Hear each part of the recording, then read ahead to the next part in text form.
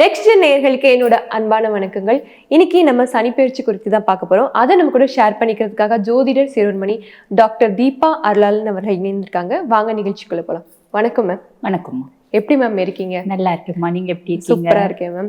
எல்லாரும் சனிப்பெயர்ச்சின்னு சொல்லிட்டு இருக்காங்க. ஏன் அப்படி சொல்லி பில்டப் பண்ணிட்டு இருக்காங்க? என்ன இருக்கு மேம் அதுல? இல்லம்மா, அது பில்டப் இல்லை. உண்மையாவே பாத்தீங்கன்னா சனி பகவானை பார்த்தா நம்ம எல்லாருக்கும் ஒரு பயம் இருக்கும். காரணம் என்ன அப்படின்னம்மா, அவர் நீதிமான், நீ என்ன தர்ம கர்மாதிபன் அப்படின்னு சொல்லுவாங்க. இது வரைக்கும் நம்ம எத்தனை பொறுப்பு எடுத்திருப்போம்மா. பொதுவாக பாருங்க, சம் ரிலிஜியன்ஸ்ல பொறுப்பு அப்படின்றது இருக்கு, மறுஜென்மம் அப்படின்றது இருக்கு. சம் ரிலிஜியஸ்ல அந்த மாதிரி பிலீஃப் இல்லை.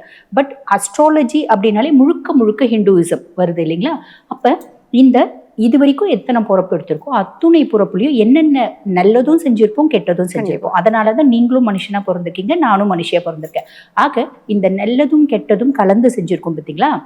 அதுக்கான பலன்களை கொடுக்கக்கூடியவர் யாரு அப்படின்னா சனி பகவான், நீதிமான், ஈஸ்வர பதவி பெற்ற ஒரே கிரகம் சனீஸ்வரன். அப்ப அவருக்கு பாத்தீங்கன்னா பாரபட்சம் கிடையாது, கரிசனம் கிடையாது. நீ எவ்வளோ நல்லவங்களா இருந்தாலும் பூர்வ ஜென்மத்துல நீ நிறைய கர்மாக்கள் செஞ்சிருப்ப பத்தியா, அதை 7 நாட்டு சனி, அஷ்டம சனி, அர்த்தாஷ்டம சனி, அதுக்கும் மேல சனி தசை அப்படின்னு வரும்போது அதுக்கான பலன்களை கொடுத்துருவார்.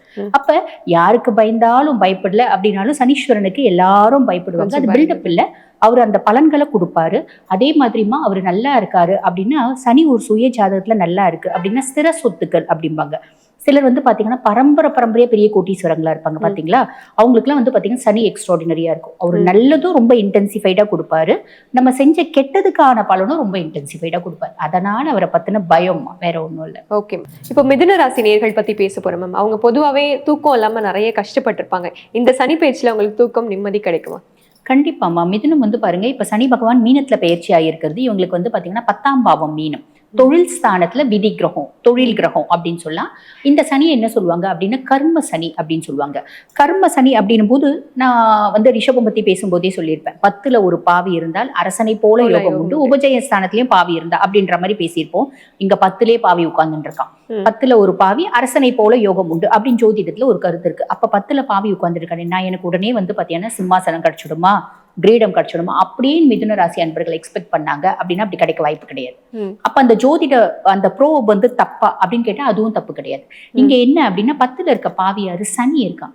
சனிக்கு மட்டும் ஒரு கெட்ட பழக்கம் உண்டுமா, நான் உனக்கு நீ என்ன பண்ணாலும், இப்ப அந்த ஒரு படத்துல சொல்லுவாங்க சரி 5 ரூபாய், சரி 5 ரூபாய் அப்படின்னு. அந்த மாதிரி ஆமா, நீ எந்த அளவுக்கு உழைக்கிறியோ அந்த அளவுக்கு தான் நீ பாத்தியானா நீ எவ்வளவு ஓடுறியோ அந்த அளவுக்கு டெஸ்டினி அடைவேன். அவ்வளவுதான் சனியனோட கேரக்டர். அப்ப என்ன அர்த்தம், இப்ப இந்த ஜோதிட வார்த்தை பிரகாரம் நம்ம பாத்தீங்கன்னா நம்ம கால்குலேட் பண்ணணும் அப்படின்னா பெரிய லெவல்ல வந்துருவான். ஆனா உண்மை என்ன அப்படின்னா, என்ன பொறுத்த வரைக்கும் யதார்த்தமான உண்மை என்ன அப்படின்னா, சனி உட்கார்ந்துட்டு நீ பயங்கரமா ஹார்ட் ஒர்க் பண்ணும். நீ பயங்கரமா ஹார்ட் ஒர்க் பண்ண அப்படின்னா உன்னோட ஒரு பிசினஸ்னோட கிராஃப் பீக்ல போகும். நீ ஹார்ட் ஒர்க்கே பண்ணலன்னா, வசதியான வீட்டு பையன்மா, வசதியான வீட்டு பொண்ணு, நான் எதுக்கு ஹார்ட் ஒர்க் பண்ணும், நான் கால் மேல கால் போட்டுட்டு ஜம்முன்னு உட்காந்துட்டு வேலை மட்டும் வாங்குவேன் அப்படின்னா அந்த மூளையாவது பயங்கரமா கசக்கி புழிஞ்சு நீ வேலை செய்யணும். இல்ல அப்படின்னா நீ பாத்தீங்கன்னா பெரிய லெவல்ல அப்லிஃப்ட் ஆகிறதுக்கு வாய்ப்பே 100% கிடையாது. அப்ப கீழே போயிடுவோமா, அதுவும் கிடையாது. ஸ்டேசஸ் அப்படியே நின்றுடுவேன். அப்ப ரொம்ப சிம்பிளா என்ன சொல்லணும், ஹார்ட் ஒர்க் பண்ணா நீ சக்சஸ் ஆயிடுவ, ஹார்ட் ஒர்க் பண்ணா இருக்கிற மாதிரியே இருப்ப அப்படின்னு சொல்லிக்கலாம். அதுக்கும் மேல சனி பகவான் பாத்தீங்கன்னா இவங்களுக்கு 8 மற்றும் 9க்கு அதிபன். அதாவது பாக்கியஸ்தானத்துக்கும் அவன் தான் அதிபன், அஷ்டமஸ்தானத்துக்கும் அவன் தான் அதிபன். அவன் 10ஆம் பாவத்துல உட்கார்ந்துட்டு இருக்கிறதுனால என்னென்ன மாதிரி பலன்கள் அப்படின்னு சொல்லிட்டோம். அதுக்கும் மேல அவனோட பார்வை இருக்கு, விசேஷ பார்வை 3, 7, 10. அது இவங்களோட பாவங்களுக்கு பாத்தீங்கன்னா 4, 7, 12 பாவங்களை பாக்குது, சுகஸ்தானத்தை பாக்குது.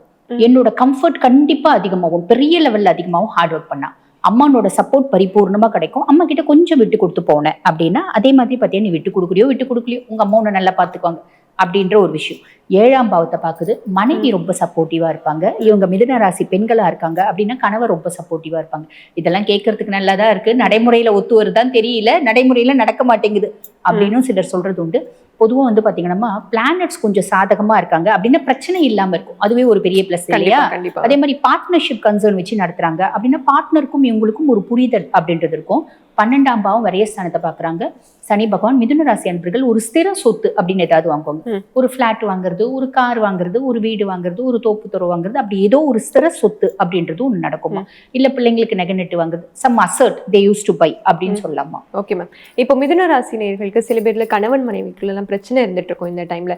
இப்போ இந்த கோயிலுக்கு போனா இதெல்லாம் தீரும் அப்படின்னா எந்த கோயில மேம் சொல்லுவீங்க? விட்டு கொடுக்கறதாம பெரிய பரிகாரம். விட்டு அதாவது என்ன கோயில் நாங்க சொன்னாலும் அப்படி அது வந்து பாத்தீங்கன்னா கணவன் மனைவி உடனே வந்து லவ் பேர்ட்ஸா மாறிடுவாங்களா அப்படின்னா, பொதுவா ஜோதிடத்துல வந்து பாத்தீங்கன்னா நம்ம குருனோட பார்வை இருக்கு அப்படின்னா அந்த கணவன் மனைவிக்குள்ள பிரிதல் இல்லை அப்படின்றது அர்த்தம். குருனோட பார்வை இருக்கு. இன்ஃபேக்ட் வந்து பாத்தீங்கன்னா குருனோட பார்வை இருக்கு, கலத்திரஸ்தானத்திலயும் நல்ல கிரகங்கள் இருக்காங்க, அப்பயும் பிரியறவங்களை நாங்க பார்த்திருக்கோம். காரணம் என்ன அப்படின்னா, இப்ப நான் என்ன உனக்கு விட்டு கொடுக்கணும், நான் என்ன உனக்கு அடிமையா அப்படின்னு பேசுற மாதிரி ஆயிப்போச்சு. ஆனா உண்மை என்ன அப்படின்னா, எந்த கிரகங்கள் சப்போர்ட்டிவா இருக்கிறாங்களோ இல்லையோ, நீ பெரிய லெவல்ல உழைச்சியானா நீ சக்சஸ் ஆக, இதுல மாற்றுக்கிறது கிடையாது. இறை வழிபாடு அப்படின்றது தோத்து போறது இல்லை. நீ நல்ல சுவாமி கும்பிட்ட அப்படின்னா உனக்கு நிறைய நல்லது நடக்கும். அதே மாதிரி பாத்தீங்கன்னா, நீ வந்து விட்டு கொடுக்கல அப்படின்னா என்ன ஜாதகம் 10 பொருத்தமும் சூப்பரா இருக்கும், உங்க பிரியறது கூட நாங்க பார்த்திருக்கோமா. அப்ப பெரிய பரிகாரம் என்ன, நீ விட்டு கொடுக்கறது. அதுக்கும் மேல நீங்க பரிகாரம் கேட்டுட்டீங்க, அதனால நான் சொல்லணும் இல்லைங்களா.